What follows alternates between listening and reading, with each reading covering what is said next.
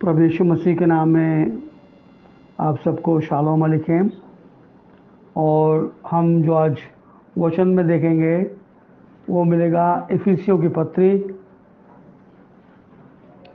4 अध्याय 1 से लेकर 6 तक। यहाँ इस प्रकार से लिखा है, इसलिए मैं जो प्रभु में बंदी हूँ तुमसे विनती करता हूँ कि जिस बुलाहट से तुम बुलाए गए थे उसके योग्य चाल चलो, अर्थात सारी दीनता और नम्रता सहित और धीरज धर के प्रेम से एक दूसरे की सह लो और मेल के बंधन में आत्मा की एकता रखने का यत्न करो।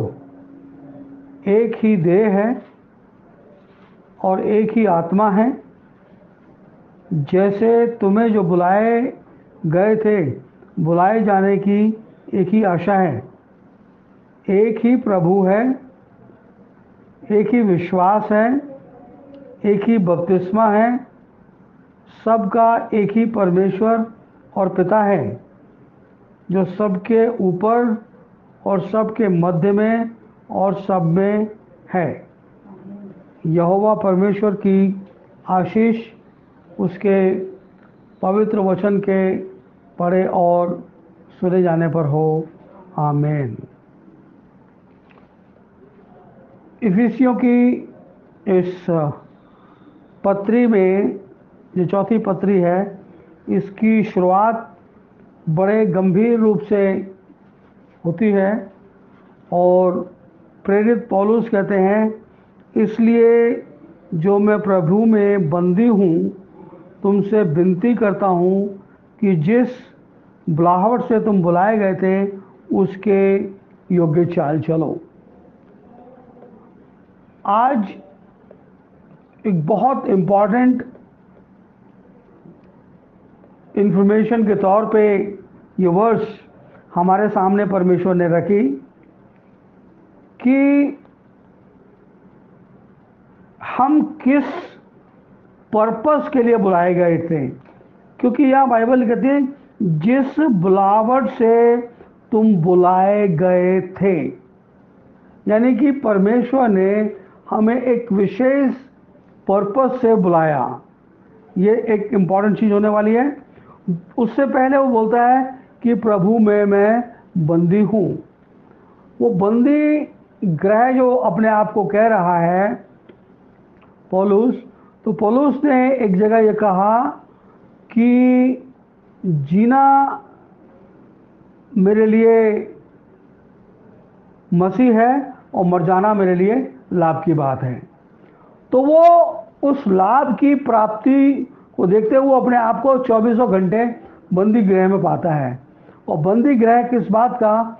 क्योंकि इंसान जिसको परमेश्वर के वचन का रेवलेशन उस अथाह तक, उस था तक पता लग जाए, जिसमें उसको ये पता है कि यहाँ से कूच करने के बाद वो सीधा अब्राहम की गोद में जाने वाला है, तो वो फिर संसार के अंदर क्यों अपने समय को नष्ट करेगा।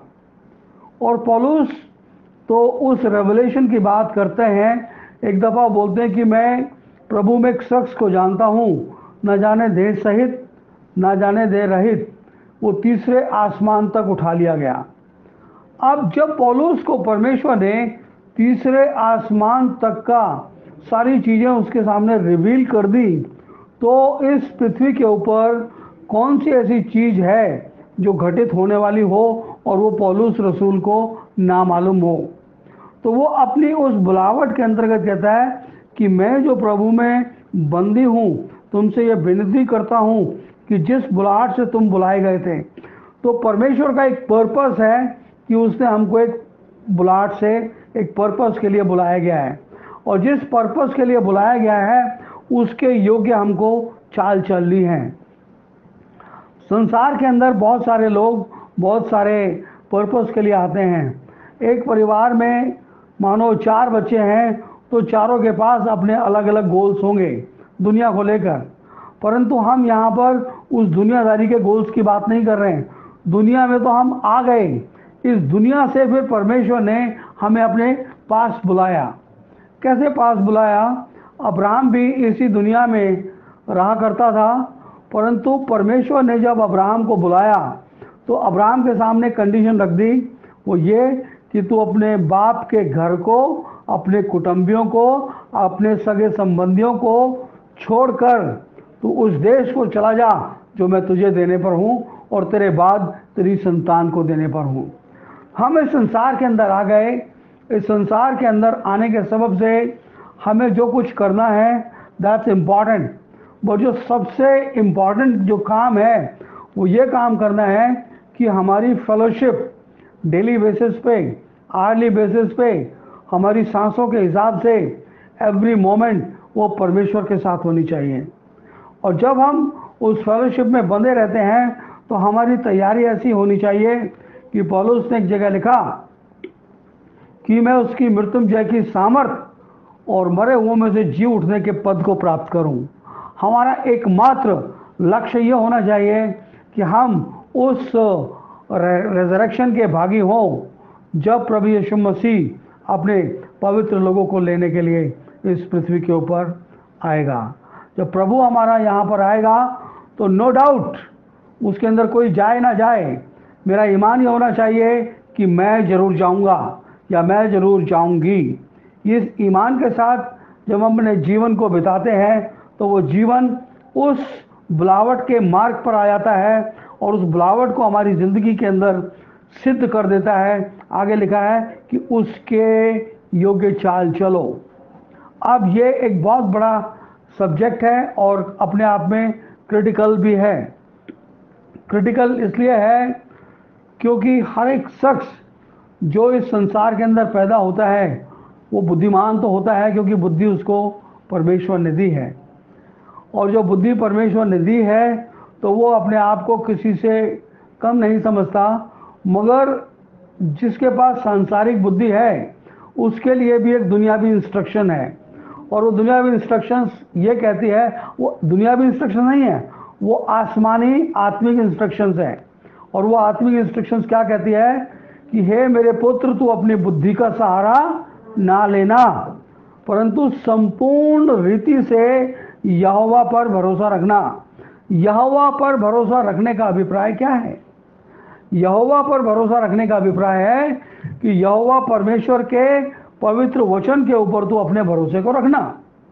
और जब तक हम अपने भरोसे को यहोवा परमेश्वर के ऊपर रखते हैं तब मेरे अजीज़ों हमारे सामने कोई भी मुश्किलात, कोई भी तकलीफ़ात चाहे क्यों ना हो।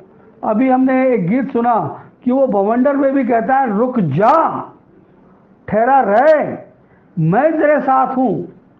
वो अद्भुत परमेश्वर है, अद्भुत युक्ति से वो काम करता है, उसकी कल्पनाएं कोई समझ नहीं सकता, उसकी युक्ति कोई जान नहीं सकता। वो परमेश्वर हमसे कहता है कि तू भवंडर में भी ठहरा रहे। भवंडर तुझे कहीं नहीं लेके जाएगा क्योंकि मैं तेरे साथ हूँ। और जब वो हमारे साथ रहता है तो मेरे अजीज़ों हम ये जान सकते हैं कि हम उस चाल को चल रहे हैं, क्योंकि वो चाहता है कि हम उसके योग्य चाल चलें।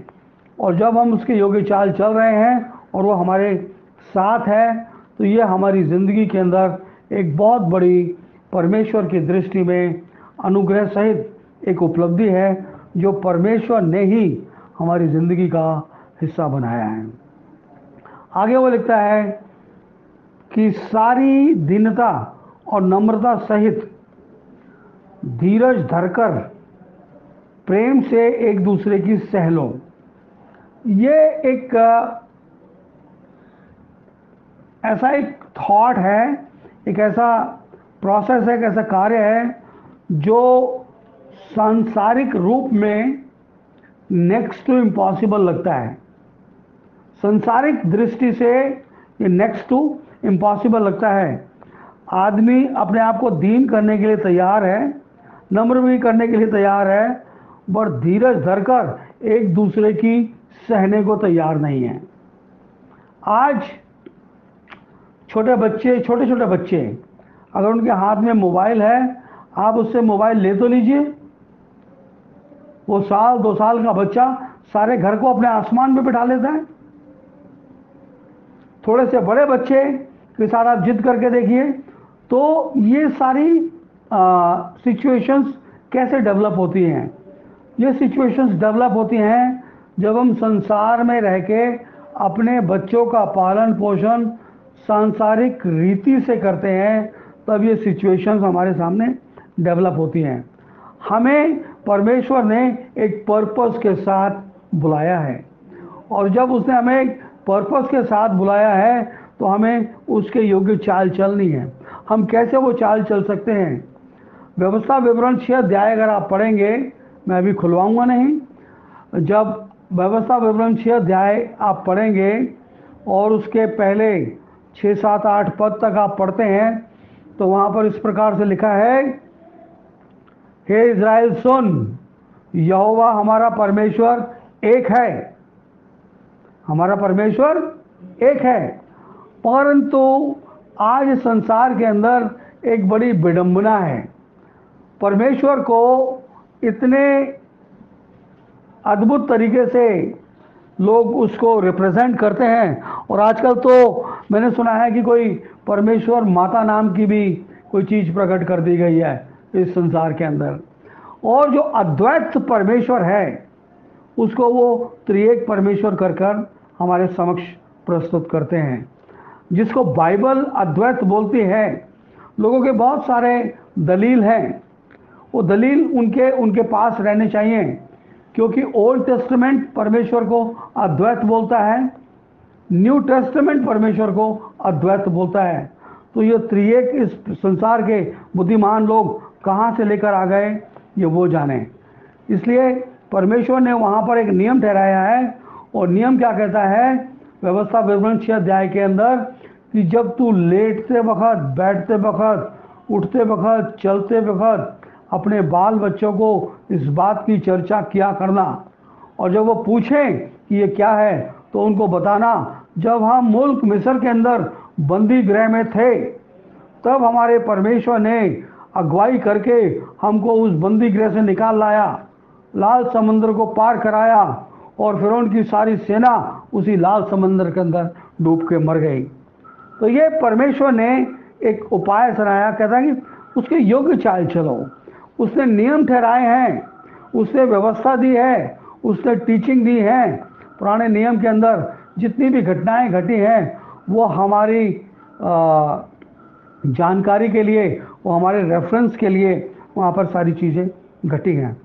तो आज अगर हम सारी दीनता और नम्रता सहित धीरज धर के एक दूसरे की सह लेते हैं। अब सहना क्यों ज़रूरी है?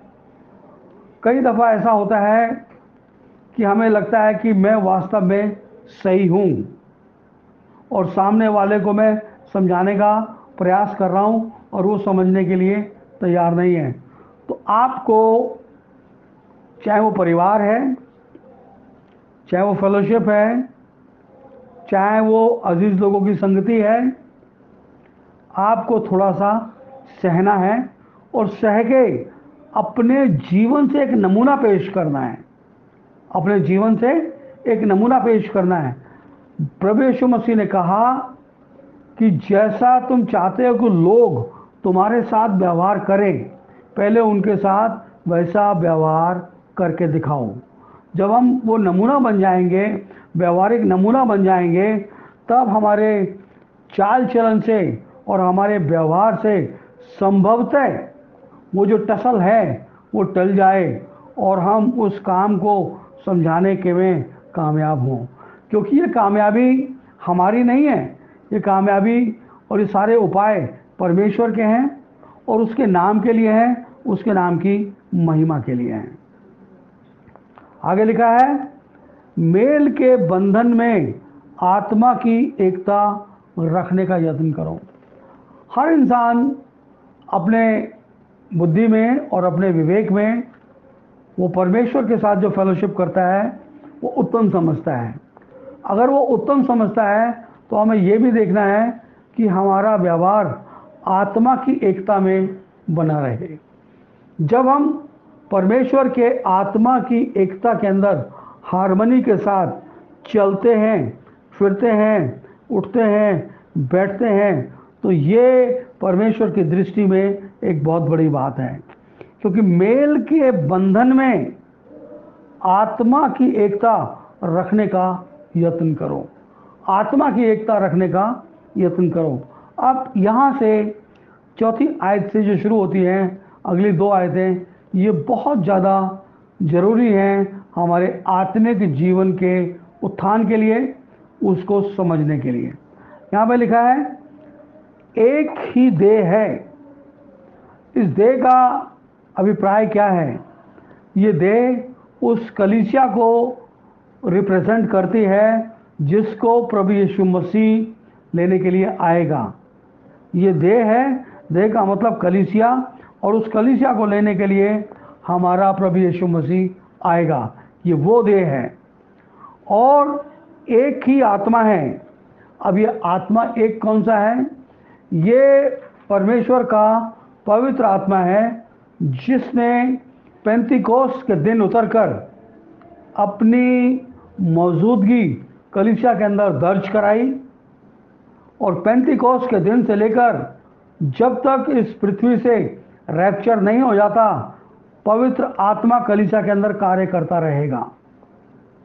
और पवित्र आत्मा जब कलीसिया के अंदर काम करता रहेगा, तो पवित्र आत्मा के लिए पवित्र आत्मा का जो काम इस पृथ्वी के ऊपर है, वो अगर हम उसको समझ लें तो इस पृथ्वी से आप ये मान लीजिए कि जो मिसअंडरस्टैंडिंग है जो लोगों में होती है, वो कम से कम दूर हो सकती है। क्योंकि हम किसी इंस्टीट्यूशन के गुलाम नहीं हैं, हम किसी संस्था के गुलाम नहीं हैं, हम गुलामी में थे। मसीह में आने से पहले हम ईश्वर रहित थे, हम उसको जानते नहीं थे कि परमेश्वर कौन है। उस वक्त हम गुलामी में थे। प्रभु यीशु मसीह ने अपने लहू से हमको मोल ले लिया। अब हम आज़ाद हैं, और जब हम आज़ाद हैं तो वो हम आज़ादी की जैसे कार्य करें। मैं दो वचन कोट करूंगा यहाँ पर। यूहन्ना 14 अध्याय और उसके 15 वचन को यहाँ लिखा है, यदि तुम मुझसे प्रेम रखते हो तो मेरी आज्ञाओं को मानोगे। आज लोग परमेश्वर से तो प्रेम करते हैं, परंतु उसकी आज्ञाओं को सहज ही टाल देते हैं। उसकी आज्ञाओं को सहज ही टाल देते हैं। 16-17 वचन भी देखेंगे। मैं पिता से विनती करूंगा कि वो तुम्हें एक सहायक देगा, वह सर्वदा तुम्हारे साथ रहेगा, अर्थात सत्य का आत्मा, जिसे संसार ग्रहण नहीं कर सकता, क्योंकि वह उसे ना देखता है ना उसे वो जानता है। तुम उसे जानते हो क्योंकि वह तुम्हारे साथ रहता है और वो तुम में है। एक वचन और पढ़ेंगे इसी किताब से, 25 और 26 वचन। ये बातें मैंने तुम्हारे साथ रहते हुए तुमसे कही, परंतु सहायक अर्थात पवित्र आत्मा, जिसे पिता मेरे नाम से भेजेगा। पवित्र आत्मा किस नाम से आएगा? पवित्र आत्मा यीशु मसीह के नाम से आएगा। ठीक है? पिता मेरे नाम से भेजेगा, वो तुम्हें सब सिखाएगा, और जो बातें मैंने तुमसे कहा है उसका वो स्मरण कराएगा। लोग इस बात का दावा करते हैं कि वो पवित्र आत्मा की अगुवाई में चलते हैं। अगर वो पवित्र आत्मा की अगुवाई में चलते हैं तो वचन उनसे क्यों छूट जाता है? मेरा सवाल है कि अगर वो पवित्र आत्मा की अगुवाई में चलते हैं और उन्होंने पवित्र आत्मा पाया है, तो वचन को वो कैसे इग्नोर कर सकते हैं? जो पवित्र आत्मा की अगुवाई में चलता है, पवित्र आत्मा के अनाइंटिंग में रहता है, वो पवित्र वचन की कभी अवहेलना नहीं कर सकता। अब हमारा एक पर्पस है इस पृथ्वी के ऊपर, क्योंकि परमेश्वर ने कहा कि एक ही देह है, एक ही आत्मा है, जैसे जो तुम बुलाए गए थे, बुलाए जाने की एक ही आशा है। अब वो आशा क्या है? आज लोगों को आशा इस शरीर से है जो 70-80 साल या 90 साल तक इस पृथ्वी के ऊपर चलता रहता है। इससे तमाम उपलब्धियों को वो पाना चाहते हैं और पानी चाहिए भी, क्योंकि परमेश्वर ने अपनी संतान को शिरोमणि बनाया है। और शिरोमणि का मतलब हकीर नहीं होता, न फ़कीर होता है, वो राजा होता है। क्योंकि हमारा प्रभु यीशु मसीह राजाओं का राजा है, तो हम लोग राजा हैं, तो हमारी ज़िंदगी राजाओं वाली होनी चाहिए। अब उसको भी 2 हिस्सों के अंदर बांट दिया गया है। मैं ज़्यादा डिटेल पे इसके ऊपर बात नहीं करूँगा, परंतु हमें हमारे बुलाए जाने की एक ही आशा है। और वो आशा क्या है? आशा के लिए अभी मैंने कोट किया पौलुस का वो वचन, और पौलुस कहता है कि मरे हुओं में से जी उठने के पद को प्राप्त करूं, ये उसकी आशा है। तो अब हमें एक एश्योरेंस है परमेश्वर की तरफ से, हमें एक एश्योरेंस है, और वो एश्योरेंस ये है कि चाहे हम अपनी इन आंखों से उस रैप्चर को देखें जिसमें पवित्र लोग उठाए जाएंगे, या हम उस रैप्चर से पहले इस दुनिया को रहलत कर जाएं, इस दुनिया से रहलत कर जाएं और चले जाएं और अब्राहम की गोद में पहुंचा दिए जाएं। तब भी जब प्रभु यीशु मसीह आएगा तो वो हमको जिलाएगा, और जब वो जिलाएगा फिर वो हमारे उस बॉडी को ग्लोरीफाइड बॉडी में तब्दील कर देगा। और जब वो ग्लोरीफाइड बॉडी में तब्दील कर देगा, फिर उसके ऊपर मृत्यु का कोई अधिकार नहीं रहता, और वो ट्रांसफॉर्म होके प्रभु से हवा में मिलेंगे और वो सदा काल तक उसके साथ रहेंगे। तो ये एक बहुत बड़ा आश्वासन है जो परमेश्वर ने हमें दिया है। तो हमारे बुलाए जाने की यही एक आशा है। एक ही प्रभु है। अब प्रभु, मैं इसकी थोड़ी सी व्याख्या करना चाहता हूँ। प्रभु वो होता है जिसकी आप उपासना करते हैं। परमेश्वर की जब हम बात करते हैं तो परमेश्वर ऑलमाइटी है, और ऑलमाइटीनेस को हम कभी भी अपने सामने देख नहीं सकते। और बाइबल भी इस बात को तस्दीक करती है कि परमेश्वर वो अगम्य ज्योति में रहता है, ना किसी मनुष्य ने उसे कभी देखा है और ना कोई मनुष्य उसे देख सकता है। जब मनुष्य उसको देख नहीं सकता तो उसके उपासना का जो ऑब्जेक्ट है वो है प्रभु, लॉर्डशिप। और वो लॉर्ड कौन है? वो है हमारा प्रभु यीशु मसीह। प्रभु यीशु मसीह ने परमेश्वर को इस पृथ्वी के ऊपर जाहिर किया, और वो कहता है कि मैं अपने पिता के नाम से आया हूँ। वो अपने पिता के नाम से आया है, और उसने परमेश्वर को इस पृथ्वी के ऊपर रिप्रेजेंट किया, उसको जाहिर किया। और वो प्रभु कहता है कि एक ही विश्वास है। हमारा विश्वास पवित्र लोगों का विश्वास है, वो पवित्र विश्वास जो पवित्र लोगों को एक ही बार दिया गया है। हमें उस विश्वास में दृढ़ता के साथ बने रहना है। और एक ही बपतिस्मा है। प्रेरितों के काम 2 बाब के 38 पद में लिखा है, तुम में से हर एक अपने गुनाहों के विमोचन के लिए पश्चाताप करे और यीशु मसीह के नाम से बपतिस्मा ले, तो तुम पवित्र आत्मा का दान पाओगे। और ये प्रतिज्ञा तुम और तुम्हारी संतानों के लिए और उन दूर दूर के सब देश के रहने वालों के लिए है जिनको प्रभु हमारा परमेश्वर अपने पास बुलाएगा। ये प्रतिज्ञा पेंतिकोस्त के दिन दी गई थी, और ये प्रतिज्ञा आज भी लागू है। ये प्रतिज्ञा उस घड़ी तक इस पृथ्वी के ऊपर लागू रहने वाली है जब तक कि प्रभु यीशु मसीह अपने संतों को इस पृथ्वी से आसमान में ना ले जाए, क्योंकि उसका वायदा है कि मैं जहाँ जाता हूँ वहाँ मैं तुम्हारे लिए घर तैयार करता हूँ ताकि तुम्हें अपने साथ ले जाऊँ, जहाँ मैं रहता हूँ वहाँ तुम भी रह सको। तो मेरे अजीज़ों, यहाँ लिखा है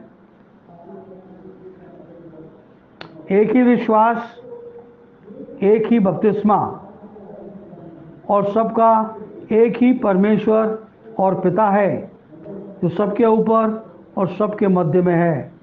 हमारा जो परमेश्वर है वो एक अद्भुत परमेश्वर है। उसने अपने पवित्र वचन में ये कहा कि मैंने समाचार दिया, मैंने उद्धार किया और मैंने ही वर्णन किया, क्योंकि जितना भी उद्धार का जो कार्य है ये परमेश्वर स्वयं उसको अंजाम देता है। हमको ये लगता है कि शायद मैं प्रीच कर रहा हूँ तो मैं उस कार्य को अंजाम दे रहा हूँ। नहीं, मैं एक इंस्ट्रूमेंट हूँ जिसको परमेश्वर इस्तेमाल करता है, परंतु कार्य करने वाला केवल यहोवा परमेश्वर है। और जब कार्य को परमेश्वर अंजाम देता है तो उसकी महिमा उसी के लिए है, उसी के द्वारा और उसी के लिए है। मैं 2 वचन आपके लिए पढ़ देना चाहता हूँ, बल्कि 3-4 वचन। इशाया नबी की किताब 43 अध्याय उसके 10 वचन से पढ़ते हैं। यहोवा की ये वाणी है, तुम मेरे साक्षी हो और तुम मेरे दास हो, जिन्हें मैंने इसलिए चुना कि समझ बूझ कर मेरी प्रतीति करो। एक बात को ध्यान से अंडरलाइन की गई है कि तुम जब परमेश्वर की प्रतीति करते हो, उसकी उपासना करते हो, तो अंधे होके मत करो। उसकी प्रीति समझ बूझ कर मेरी प्रतीति करो। तुम जानो कि मैं कौन हूं, तुम समझ रखो कि मैं कौन हूं। मैं वही परमेश्वर हूं जो इजरायलियों को मिस्र से छुड़ा लाया था। समझ बूझ कर मेरी प्रतीति करो और जान लो कि मैं वही हूं, वही हूं।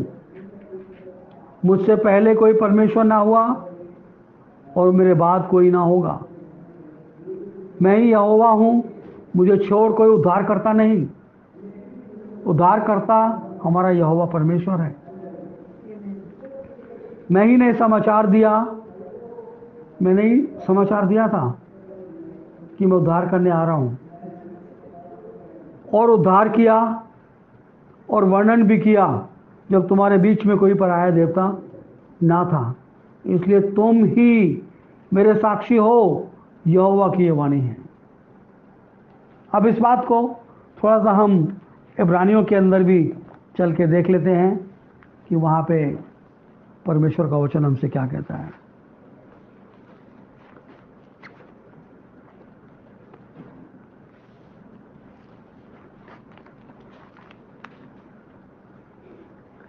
इब्रानियों 1 अध्याय और उसके पहले 2 वचन। पूर्व युग में परमेश्वर ने बाप दादों से थोड़ा थोड़ा करके, जो बात अभी मैंने इशाया नबी से पढ़ी थी उसी बात को यहाँ पे देखिए। पूर्व युग में परमेश्वर ने बाप दादों से थोड़ा थोड़ा करके और भांति भांति से भविष्य वक्ताओं के द्वारा बातें की। ठीक है, ये हो गया समाचार देने का माध्यम। समाचार देने का माध्यम कैसे? पहले बाप दादाओं से, फिर भविष्यवक्ताओं से, और अंतिम दिनों में पुत्र के द्वारा बातें की, जिसे कि सारी वस्तुओं का वारिस ठहराया। उसी के द्वारा उसने सारी सृष्टि की रचना की। वह उसकी महिमा का प्रकाश और उसके तत्व की छाप है। वो सब वस्तुओं को अपनी सामर्थ्य के वचन से संभालता है। वह पापों को धोकर ऊंचे स्थानों पर महिमा महीन करता और दाहिने जा बैठा, और स्वर्गदूतों से इतना उत्तम ठहरा जिसने उसने बड़े पद का वारिस होने को उत्तम नाम पाया।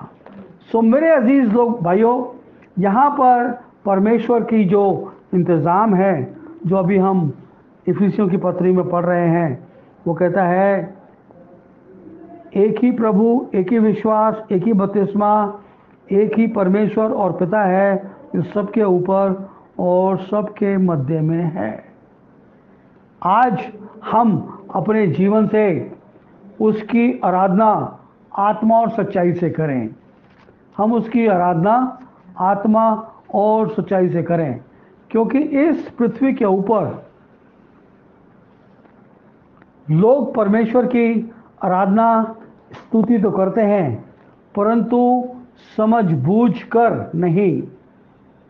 हमें कुछ भी कार्य को करना है वो समझ बूझ कर, जान बूझ कर करना है, जान के करना है, पूछ के करना है क्या हम इसको इस तरीके से अंजाम देते हैं। क्योंकि परमेश्वर उतावली का नहीं और ना गड़बड़ी का है। हमारा परमेश्वर शांति का करता है, और जब वो शांति का करता है तो वो शांति हमारी ज़िंदगी में भी नज़र आनी चाहिए, हमारे व्यवहार में भी नज़र आनी चाहिए, हमारे वार्तालाप में भी नज़र आनी चाहिए। और उस शांति का नमूना इस संसार के अंदर जब नज़र आता है जब हम दूसरे लोगों के साथ व्यवहार में आगे को बढ़ते हैं। तो मेरे अजीज़ भाई और बहनों, प्रभु आप सब लोग को बड़ी आशीष और बरकत दे। आज का जो हमारा जो सब्जेक्ट है ये कहता है कि हमारी मसीह यीशु की उस देह के अंदर एकता होती है, हम वहाँ पर एक होते हैं। लोगों का एक स्लोगन है कि हम दुनिया में अलग रहते हैं परंतु मसीह में हम एक हैं। मसीह में जब तक हम एक नहीं हो सकते, जब तक हम उसके वचन में एक ना हो जाएं, जब तक हम हर एक वचन को परख कर उसके अनुसार उसके अंदर प्रवेश ना करें, क्योंकि किसी के लिए वहाँ पर एंट्री नहीं है। और प्रभु यीशु मसीह ने कहा कि कोई मेरे पास नहीं आ सकता जब तक पिता उसको मेरे पास नहीं भेजे, और कोई ये जान नहीं सकता कि पिता कौन है जब तक कि पुत्र उसको पिता के ऊपर जाहिर ना कर दे। तो मेरे अजीज लोग भाइयों, आज हमने इस चीज़ को जाना, इसके लिए प्रभु आप सब लोगों को बहुत आशीष दे। God bless you.